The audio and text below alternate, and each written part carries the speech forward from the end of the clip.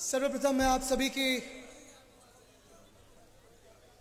माफ़ी मांगता हूं, थोड़ी आने में देर हो गई। वैसे उत्तर प्रदेश में भी हमें आने की देर हो गई है, शायद पहले ही आ जाते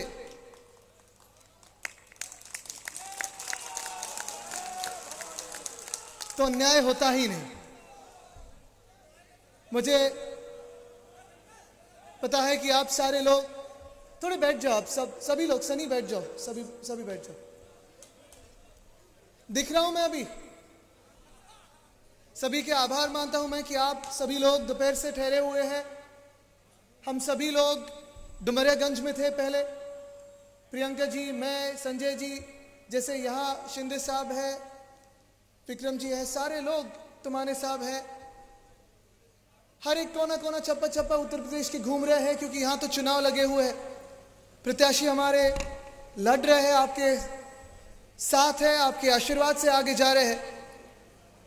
लेकिन आज यहाँ कुराव में आके आरती देवी से मैं बात कर रहा था, उसी के पहले भी पिछले 2-3 हफ्तों से जबकि चुनाव की घोषणा हुई है, तभी से जो सारे हमारे उत्तर प्रदेश के भाई है, बहन है, मुंबई में बसे हुए, कई अन्य शहरों में, नवी मुंबई में होंगे, थाने में होंगे, उनसे भी जब जब चर्चा करते आया हूं, तब एक ही बात बता रहे कि अभी उत्तर प्रदेश में बदलाव की लहर है, परिवर्तन की लहर है। परिवर्तन होगा ना? क्योंकि 5 साल पहले चुनाव हुए, भारी बहुमत की सरकार आई, शायद हुकूमत की सरकार आई, और फिर जैसे किसी राजा को या बादशाह को बहुमत हो, वैसे बहुमत उत्तर प्रदेश के लोगों ने दी, उत्तर प्रदेश के वोटर्स ने दी। लेकिन आप मुझे बताइए कि जो सपने दिखाए थे, पहले सपा की सरकार थी, फिर भाजपा की सरकार थी, जो भी बहुमत है आपने उन दोनों को दी, जो भी सपने दिखाए थे, क्या वो सपने पूरे हुए हैं? क्या न्याय हुआ है? क्या महिला सुरक्षित है? क्या आपको रोजगार मिला है, नौकरियां मिली है? तो फिर कैसी सरकार? ये मैं नहीं बोल सकता यहां से, लेकिन आप चुनाव पेटी में कर सकते हो। ये बदलाव अभी जरूरी है, ये बदलाव अभी उत्तर प्रदेश में आना है, और ये मैं आते हुए देख रहा हूं।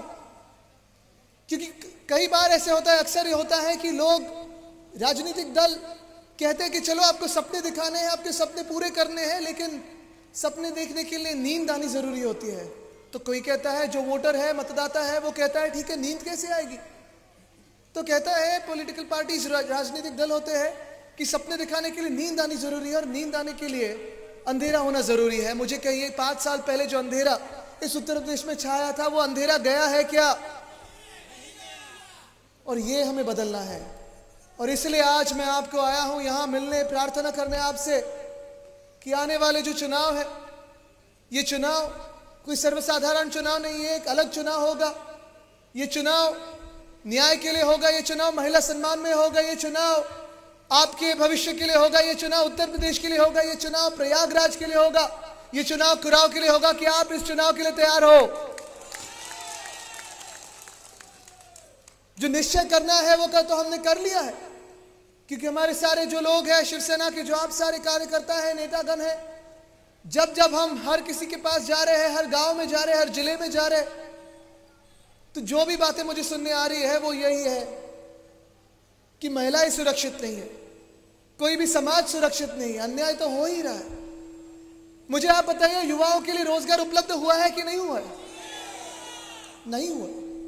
और फिर ये कैसी सरकार है जो अलग अलग राज्यों में, जैसे हम महाराष्ट्र से आते हैं, मुंबई से आते हैं, आप शिंदे साहब से पूछिए, आप मुझसे पूछिए, नीलम ताई पुणे से आते हैं, उनसे पूछिए कि हमारे राज्य में आपके मुख्यमंत्री और जल्द ही पूर्व मुख्यमंत्री होने वाले जो है, वो बड़ी बड़ी एड्स देते हैं कि उत्तर प्रदेश आगे बढ़ रहा है, उत्तर प्रदेश में ऐसे आ गया, वैसे आ गया, सड़क बन रही, कहीं महिला सुरक्षित है, कभी कहते हैं नई इंडस्ट्री आई, रोजगार बने हैं। ये सच है कि झूठ है?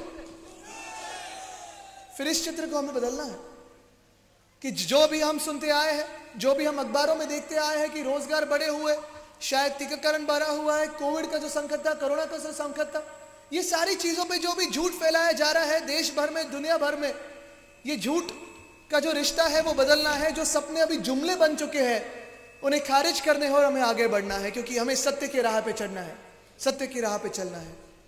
और ये सत्य की राह,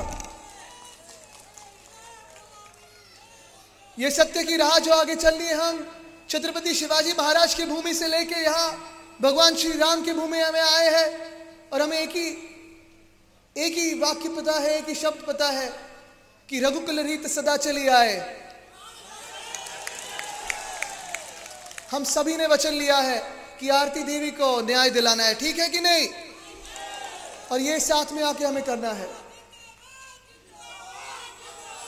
मुझे पता है आप 3 बजे से यहां मेरे लिए रुके हुए हो, ज्यादा वक्त आपका लूंगा नहीं, क्योंकि मुझे पता है कि आरती जी आप निश्चिंत रहिए, आप बिल्कुल निश्चिंत रहिए, क्योंकि आज जैसे मुझे थोड़ी देरी हुई है प्रचार सभा में आने के लिए, आज ही आप तय कर लीजिए कि यही हमारी विजय सभा होगी और तब हम सब साथी में यहां न्याय का विजय करते रहे देखेंगे।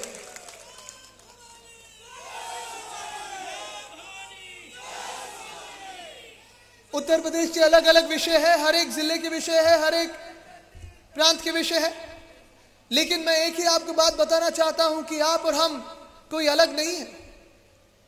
यहां से कई किलोमीटर पे, कई छोटे अंतर पे संगम है, और वही संगम आज यहां करने आए शिवसेना और उत्तर प्रदेश का ये संगम देखने आया हूं मैं।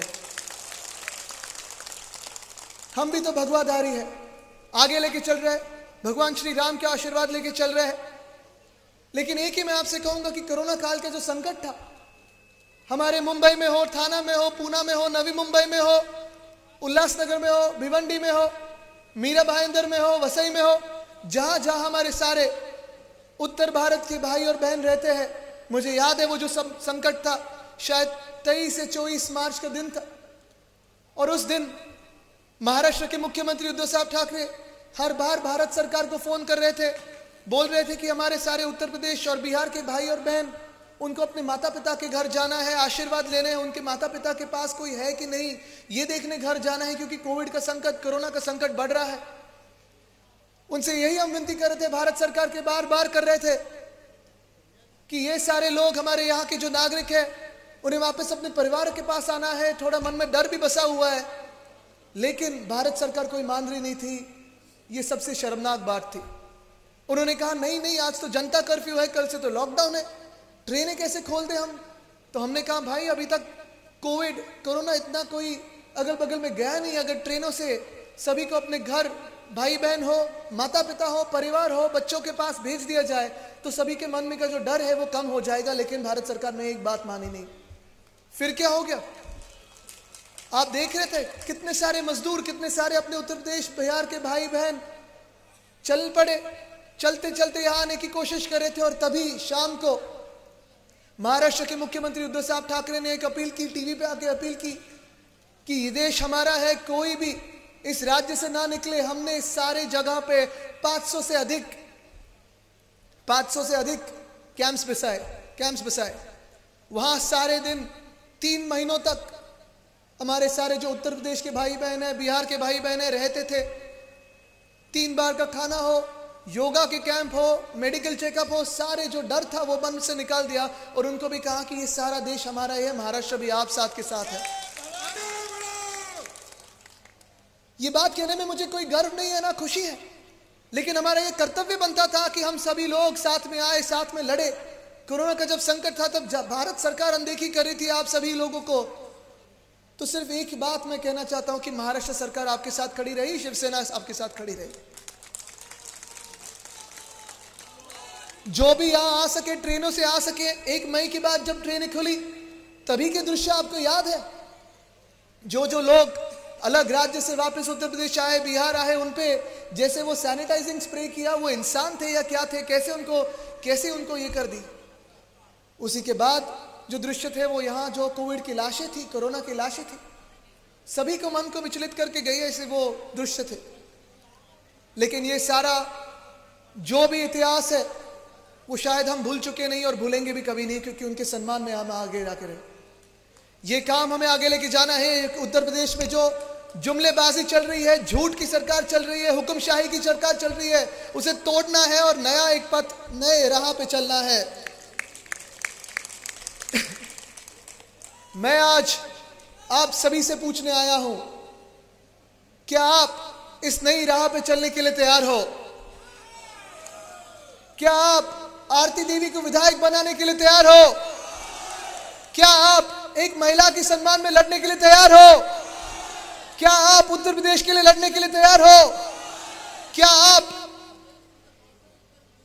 अभी आप बताइए, क्योंकि मैं सिर्फ एक सवाल पूछने वाला हूं। क्या आप जानते हो कि जो बैलेट है उसमें कौन सा चिन्ह अपना होगा?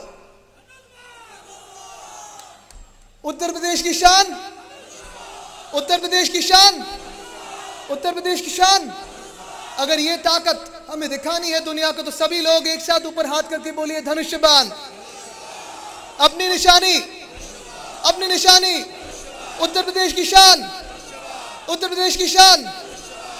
जब ही यहां चुनाव होंगे अगले 2-3 दिनों में तो बहुत सारा झूठ फैलाया जाएगा, लेकिन आपका एक ही कर्तव्य बनता है कि हमें न्याय के साथ खड़ा रहना है और आरती देवी के साथ खड़ा रहना है। तैयार हो? बहुत बहुत धन्यवाद। जय हिंद, जय उत्तर प्रदेश, वंदे मातरम।